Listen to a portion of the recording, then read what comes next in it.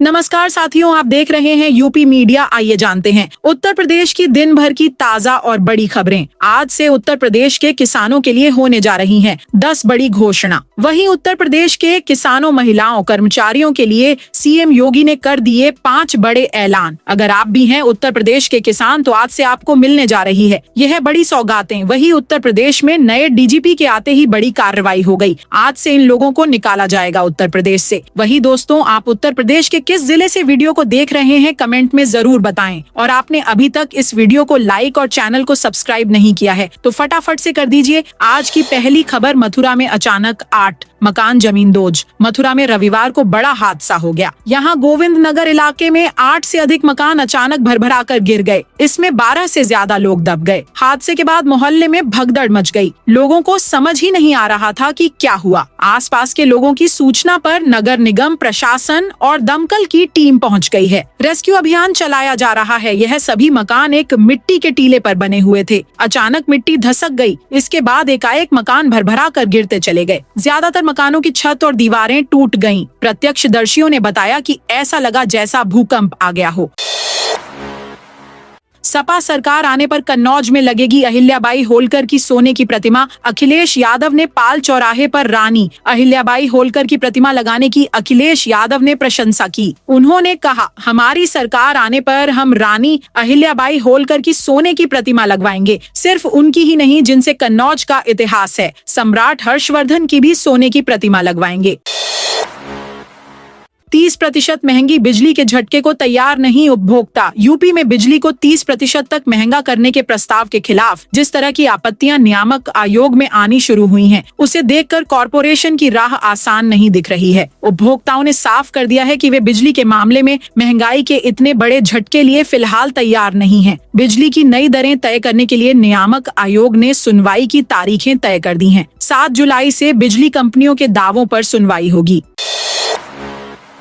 प्रदेश में बदला मौसम। अवध पूर्वांचल के कई जिलों में छाए बादल। यूपी के मौसम में मामूली बदलाव हुआ है। रविवार को राजधानी लखनऊ सहित पूर्वी और अवध के कई जिलों में सुबह से तीखी धूप निकलने के बजाय हल्के बादल हैं। सुबह से चलने वाली गर्म हवा का भी प्रकोप कम हुआ है। मौसम विभाग के मुताबिक 17 जून से पूर्वी और 19 जून से पश्चिमी यूपी में बारिश के आसार हैं। तभी कुछ राहत की मिलेगी। इस बीच रविवार से अगले 5 दिन तक प्रदेश में लू नहीं चलने का अनुमान है। इससे भी तपिश से थोड़ा सुकून मिलने की उम्मीद है। कानपुर में रईसजादे ने कार से 5 लोगों को रौंदा, गंभीर घायल हैं। स्थानीय लोगों ने पुलिस की मदद से उनको अस्पताल में भर्ती कराया, जहां से डॉक्टरों ने उर्सला भर्ती कर दिया। इस दौरान इलाके में अफरा तफरी मच गई। 4 लाख मंदिरों को कब्जे से मुक्त करे सरकार। वृंदावन में चल रहे अखिल भारतीय संत समिति के कार्यकारिणी व संत सम्मेलन में साधु संतों ने सनातन को आगे बढ़ाने मंथन किया। काशी के संत भी पहुंचे हैं। उन्होंने अयोध्या की तरह ही मथुरा और काशी के ज्ञानवापी को अपने हक में लेने जोर दिया। उन्होंने केंद्र सरकार के ऑपरेशन सिंदूर की सराहना की और संत समाज के प्रधानमंत्री के साथ हमेशा खड़ा रहने पर सहमति जताई। साथ ही बांके बिहारी कॉरिडोर का समर्थन किया और हिंदुओं के देश भर में 4 लाख मंदिरों को सरकारी कब्जे से कानून बनाकर वापस करने की मांग की। मौलाना तौकीर रजा गिरफ्तारी पर अड़े, प्रशासन ने नहीं दी अनुमति। बरेली में आईएमसी प्रमुख मौलाना तौकीर रजा के तेवरों को देखते हुए पुलिस प्रशासन ने अंदर खाने मोर्चाबंदी कर ली है। आला हजरत दरगाह व मौलाना के आवास के आसपास फोर्स की तैनाती बढ़ाई गई है। किसी तरह के मार्च व धरना प्रदर्शन की अनुमति नहीं दी गई है। मौलाना तौकीर रजा खान ने अल्पसंख्यकों पर जुल्म होने का आरोप लगाते हुए रविवार दोपहर दामोदर स्वरूप पार्क पहुंचने और वहां से कलेक्ट्रेट कूच करके गिरफ्तारी देने का ऐलान किया है। आईएमसी की ओर से इस संबंध में एक पत्र सिटी मजिस्ट्रेट को भी दिया गया है। इसमें सिटी मजिस्ट्रेट ने कोतवाली पुलिस से रिपोर्ट तलब की है। जमीन के बढ़ेंगे दाम, लागू होने जा रहे नए सर्किल रेट। जमीन का भाव आसमान छू रहा है। 8 साल बाद नए सर्किल रेट लागू होने जा रहे हैं। शहर में 45% और देहात में 35% तक कीमतों में इजाफा होगा। निबंधन व राजस्व टीम ने नए सर्किल रेट निर्धारण के लिए संयुक्त सर्वे रिपोर्ट जिलाधिकारी को सौंपी है। माध्यमिक विद्यालयों के अध्यापकों की तबादला लिस्ट जारी। माध्यमिक शिक्षा विभाग ने शनिवार देर रात राजकीय माध्यमिक विद्यालयों में तैनात 129 सहायक अध्यापकों का तबादला आदेश जारी किया है। माध्यमिक शिक्षा निदेशक डॉक्टर महेंद्र देव की ओर से जारी आदेश के अनुसार पिछले दिनों लिए गए ऑनलाइन आवेदन के बाद आवश्यक प्रक्रिया पूरी कर तबादला किया गया है। उन्होंने सभी संबंधित DIOS को निर्देश दिया है कि वह तबादला पाने वाले शिक्षकों को तुरंत कार्य मुक्त करना सुनिश्चित करेंगे। सोनम RSS की उपज कहने वाले प्रोफेसर पर होगी FIR। मुस्कान और सोनम रघुवंशी जैसी महिलाएं संघी विचार की उपज हैं। ज्योतिबा फुले, सावित्रीबाई फुले, डॉक्टर अंबेडकर ने महिलाओं के हाथ में कलम और किताब दी। नेहरू ने वो अवसर उपलब्ध कराए। महिलाओं ने शिक्षा हासिल करके सम्मान और स्वाभिमान के साथ जीने का सलीका सीखा। पिछले दशकों में महिलाओं ने बड़े बड़े मुकाम हासिल किए, लेकिन RSS ने अपने हिंदुत्व की प्रयोगशाला के लिए बेटियों के हाथों में त्रिशूल और तलवार पकड़ा दी। उनके मन में विधर्मियों के खिलाफ हिंसा और नफरत पैदा की।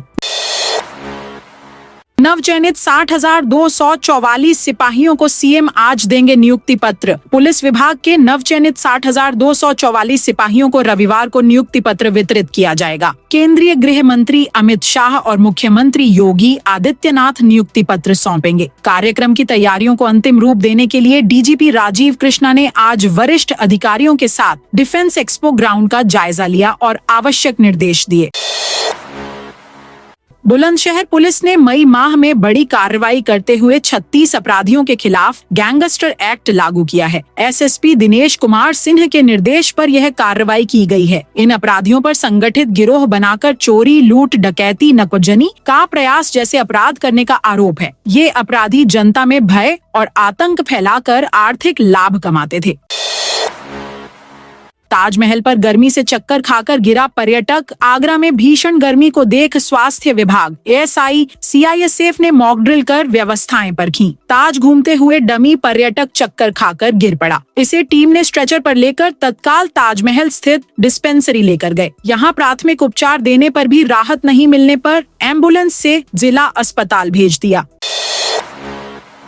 प्रयागराज में गंगा पर बन रहा 6 लेन पुल संगम नगरी। प्रयागराज में गंगा नदी पर बन रहा बहुप्रतीक्षित 6 लेन पुल एक बार फिर से सुर्खियों में है। निर्माण कार्य में हो रही देरी के कारण अब इसकी समय सीमा दूसरी बार बढ़ा दी गई है। सड़क परिवहन एवं राजमार्ग मंत्रालय ने निर्माण कार्य कर रही सिंगला कंपनी को अब जुलाई 2026 तक का समय दिया है। मानसून में 4 महीने रुकेगा कार्य। पुल निर्माण कार्य में देरी की मुख्य वजह मानसून को बताया जा रहा है। 15 जून के बाद गंगा का जल स्तर बढ़ने लगता है, जिसके कारण करीब 4 महीनों तक नदी के मध्य चल रहा कार्य रोकना पड़ता है। इस समय केवल स्पैन स्थापित करने का कार्य चल रहा है, जिसे अब अक्टूबर के बाद दोबारा शुरू किया जाएगा। कानपुर में आज 7 बिजली उपकेंद्रों पर शटडाउन। कानपुर में विद्युत विभाग केस्को के द्वारा रविवार को अलग अलग बिजली उपकेंद्रों पर निर्धारित किए गए समय पर शटडाउन लिया जाएगा। उपकेंद्रों पर पावर परिवर्तक, डबल पोले स्ट्रक्चर का कार्य और केबी पोल लगाने का कार्य किया जाएगा। बिजली आपूर्ति इन इलाकों में बाधित रहेगी। उद्योग कुंज उपकेंद्र पर कैनाल ईस्ट 2 बजे से शाम 4 बजे तक बिजली का शटडाउन लिया जाएगा।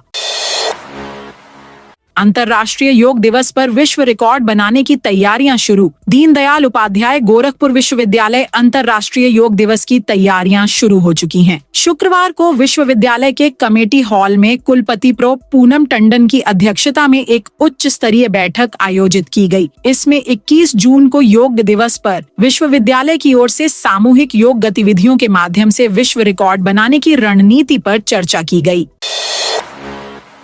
लखनऊ में अब तक 29 कोरोना पॉजिटिव। यूपी में कोरोना के मरीज मिलने का सिलसिला जारी है। राजधानी लखनऊ में अब तक 29 लोग कोरोना पॉजिटिव हो चुके हैं। इनमें से 11 मरीज वायरस को मात दे चुके हैं। 18 मरीज सक्रिय हैं। स्वास्थ्य विभाग के अधिकारियों का दावा है कि होम आइसोलेशन मरीजों की सेहत की निगरानी की जा रही है। उधर दैनिक जनजीवन में इस बार कोरोना को लेकर कोई बड़ी चिंता नहीं देखी जा रही है।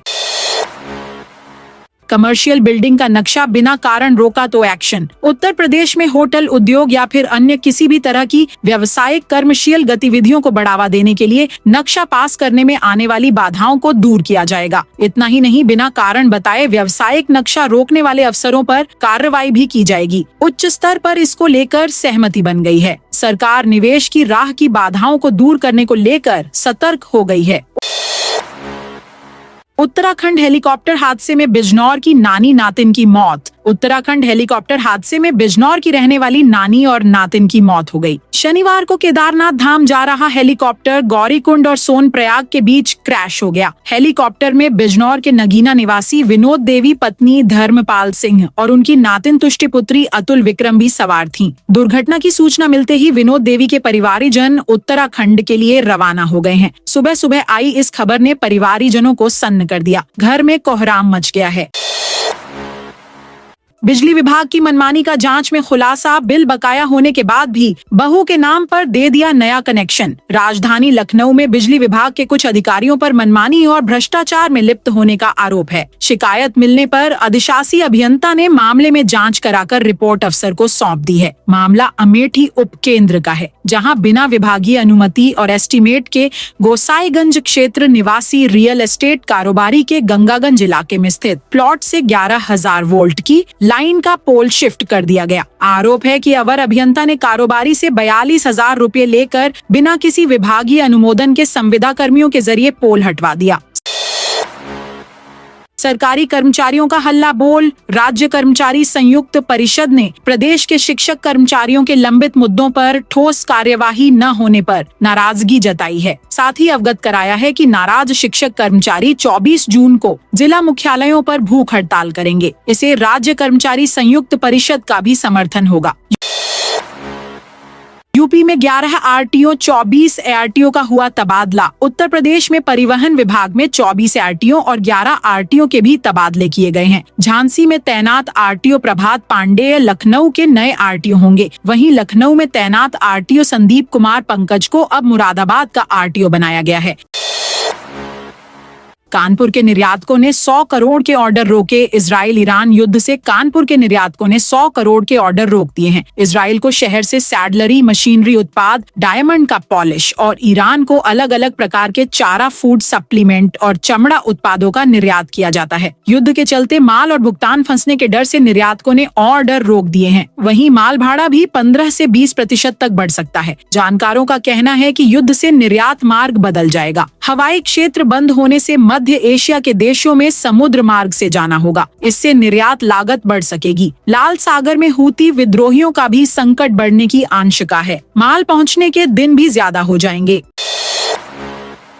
अखिलेश यादव बोले, विमान हादसे के बाद हवाई यात्रा से डरने लगे लोग। सपा मुखिया अखिलेश यादव ने पूर्व सांसद छोटे सिंह यादव के घर पहुंचकर अंतिम विदाई दी। कहा कि छोटे सिंह यादव पार्टी के संस्थापक सदस्य थे। बुरे वक्त में भी नेताजी से दूर न होने वालों में उनकी गिनती थी। कहा कि अब तो हवाई यात्रा करने से भी लोगों को डर लगने लगा है। उन्होंने कहा कि पहलगाम हमले में चूक कहाँ हुई, इसका जवाब नहीं मिला। विमान हादसा दुखद है। अब विमान में यात्रा करने से लोगों को डर लगने लगा है। जहां तक यूपी की बात है तो भ्रष्टाचार हावी है। किसान परेशान है, बिजली नदारद है और युवा नौकरी के लिए तरस रहे हैं। उन्होंने कहा कि वह जातिगत जनगणना के पक्ष में है। कहा कि यह वक्त सवालों के जवाब देने का नहीं है, यहाँ वह गम में शरीक होने आए हैं। मालूम हो कि अखिलेश यादव शनिवार को फर्रुखाबाद में थे। तो दोस्तों, यह थी आज यूपी के सभी जिलों की खबरें। आप इस वीडियो को कौन से जिले से देख रहे हैं, उस जिले का नाम बताइए।